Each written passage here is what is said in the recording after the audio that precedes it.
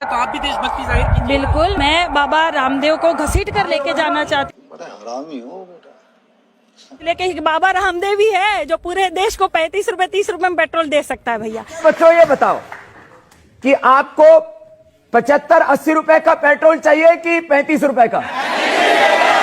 तो आपको जो 35 रुपए का पेट्रोल दिलाएगा उसको वोट दोगे या 75-80 दिलाने वाले को?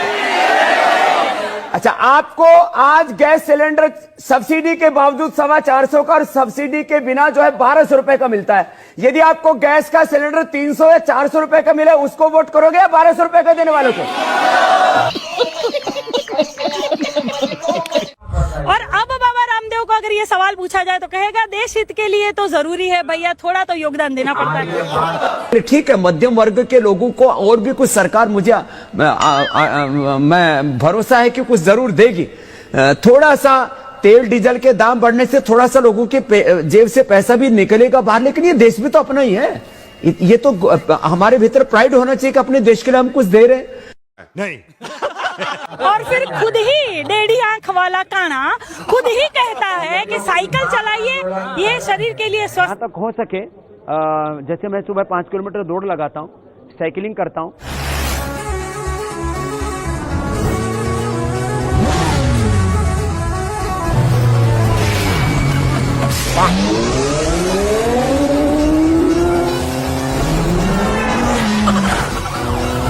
तो जो आस पड़ोस के जो अपने ऑफिस है ना, लोग साइकिल वाला ट्रेंड शुरू कर दे, इससे हेल्दी भी रहेंगे।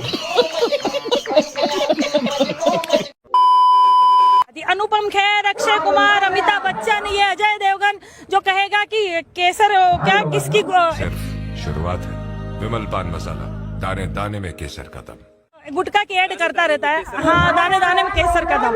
ये कभी हमारे जितने भी सेलिब्रिटी है किसानों की बात क्यों नहीं उठाते हैं? गजब बेइज्जती है। आखिर ये भी कहीं ना कहीं देखा जाए तो इनके पूर्वज भी किसान रहे होंगे। नहीं। तो ये पिज्जा खाने वाले या थोड़ा सा होशियारी में स्टाइल मार लेते हैं बड़े बड़े सेलिब्रिटी, ये क्यों नहीं समझते कि अंदरूनी मामला है? अरे भाई गंभीर मामला है, कई महीनों से किसान पड़ा हुआ है, कोई सुध लेने वाला नहीं, सरकार ध्यान नहीं दे रही है, ऊपर से संसद में भी किसानों का मजाक उड़ा रही है। तो इनको समझ नहीं आता कि चलिए आगे बढ़े, चलिए थोड़ा बात ही कर दे। पहले तो ये ट्वीट करते थे, अब ट्वीट इनके डिलीट हो जाते हैं। तो शर्म, सब अनपढ़ नहीं है मोदी जी की तरह, सब समझते हैं। हाँ हाँ बिल्कुल, हाँ बिल्कुल, अमित भाई ने दिखाया था डिग्री, ये देखिए हमारे मोदी जी पढ़े लिखे हैं। आप सबके सामने प्रधानमंत्री जी की बीए की और एमए की दोनों डिग्रियां सार्वजनिक करना चाहता। कुछ भी ये है मोदी जी की डिग्री। अरे बाप रे, ये तो धोती खोल रहा है। कितना पढ़े हैं आप? वैसे तो मैंने 17 साल की आयु में घर छोड़ दिया, स्कूली शिक्षा के बाद मैं निकल गया। तब से लेकर के आज तक मैं भटक रहा हूँ नई चीजें पाने के लिए। सिर्फ स्कूल तक पढ़े, मतलब प्राइमरी स्कूल तक? हाई स्कूल तक। छोड़ के चला गया था एट द एज ऑफ 17। मेरी कोई पढ़ाई वढ़ाई नहीं हुई दोस्तों, आपको शायद आश्चर्य होगा जान करके। तो मैं स्कूली शिक्षा गांव में किया, और जैसा मैडम बता रही थी ना कि अपनी शिक्षा के कारण आदमी आगे नहीं बढ़ता है, तो मेरी शिक्षा ही नहीं हुई। झूठ बोलो, बार बार झूठ बोलो,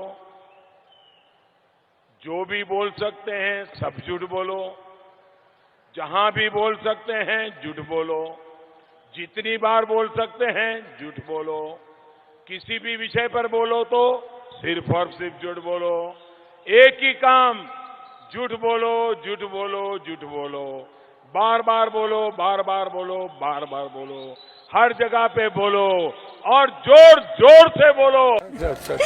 तो ये कहने से नहीं होता, सब अनपढ़ गवार नहीं है, यहाँ सब अनाज खा रहे भैया, सबको समझ में आ रहा है क्या सच है क्या झूठ है। वाह क्या सीन है, वाह क्या सीन है। मजा आया, और मैं ये जो मजा है हिंदुस्तान के हर व्यक्ति को देना चाहता हूँ। बिल्कुल, मैं आंदोलन आंदोलनजीवी हूँ, लेकिन मैं चंदाजीवी नहीं हूँ। मैं आंदोलनजीवी हूँ, हाँ, मैं जुमलाजीवी नहीं हूँ। मैं आंदोलनजीवी हूँ, लेकिन मैं जुठलेंदरजीवी नहीं हूँ भैया। चुनावी भाषण में प्रधानमंत्री ने बात कही, उसको वो बार बार दोहरा रहे हैं कि 15 लाख रुपए अकाउंट में क्यों नहीं आ रहे। देखिए, ये जुमला है, किसी के अकाउंट में 15 लाख रुपया कभी नहीं जाता, वो उनको भी मालूम है और आपको भी मालूम है और देश की जनता को भी मालूम है। ये भाषण देने का एक तरीका है, जुमला।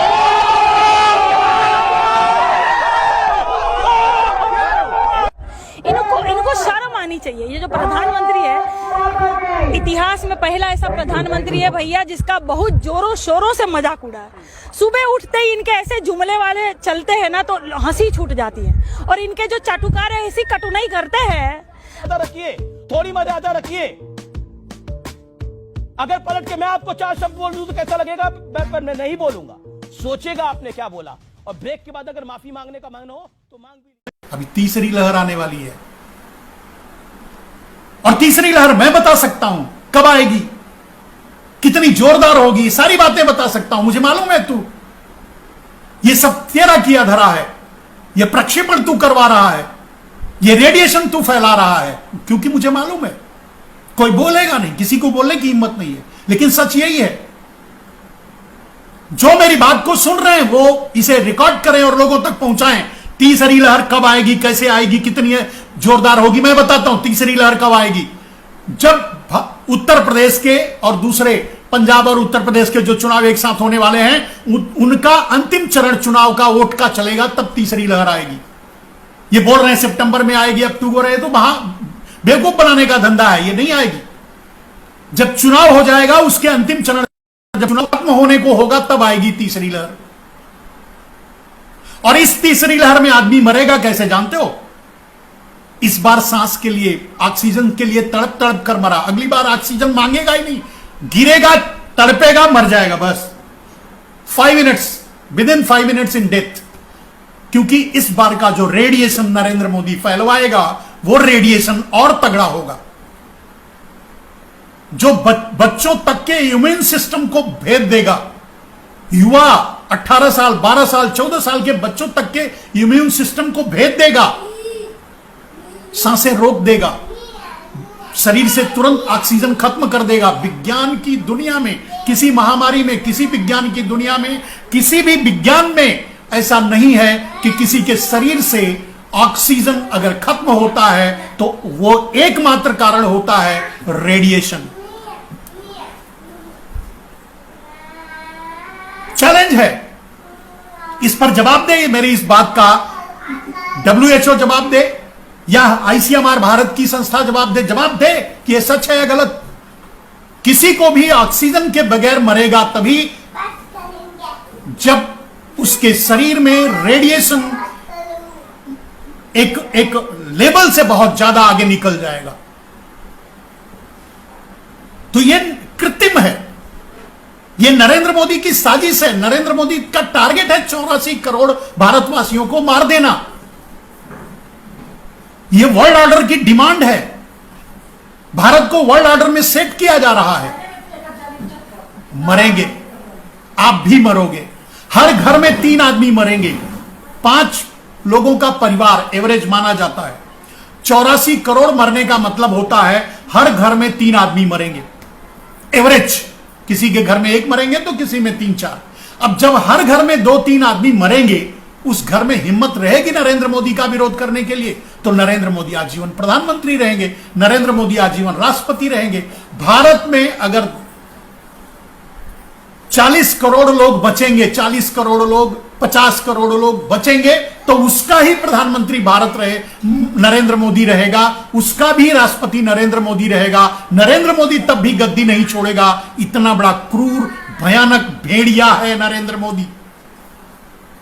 नरेंद्र मोदी को धक्के देकर उस गद्दी से उतारना पड़ेगा। भारत को बचाने के लिए हिम्मत है तो आगे आओ, वरना अपनी पीढ़ियों को गुलाम बनाने के लिए तैयार करो। उनकी मेंटालिटी को सेट करो, उनको बताना शुरू कर दो कि आगे तुम्हें कैसे जीना है। आगे तुम्हें जीना नहीं, आगे तुम्हें कुत्ते की मौत कैसे मरनी है, क्योंकि आगे नरेंद्र मोदी का शासनकाल है। नरेंद्र मोदी का शासनकाल कंटिन्यू करेगा। आपको अगर आपको अपने आप को नहीं, इस देश को बचाना है, अगर आपको लगता है कि भारत आपकी भूमि है, आप भारत के लिए में पैदा हुए हो, भारत के लिए जी रहे हो, भारत के लिए कुछ कर सकते हो, तो आपको आगे आना होगा। आपको नरेंद्र मोदी के खिलाफ खड़े होना होगा। आपको नरेंद्र मोदी को गद्दी से हटाना होगा। मेरे दोस्तों, मुझे जो कहना था, मेरा जो विषय था वो ये था कि नरेंद्र मोदी भारत के प्रधानमंत्री नहीं है, अडानी अंबानी यानी मोदी शाह पारेख मेहता के सीईओ बन के रह गए हैं।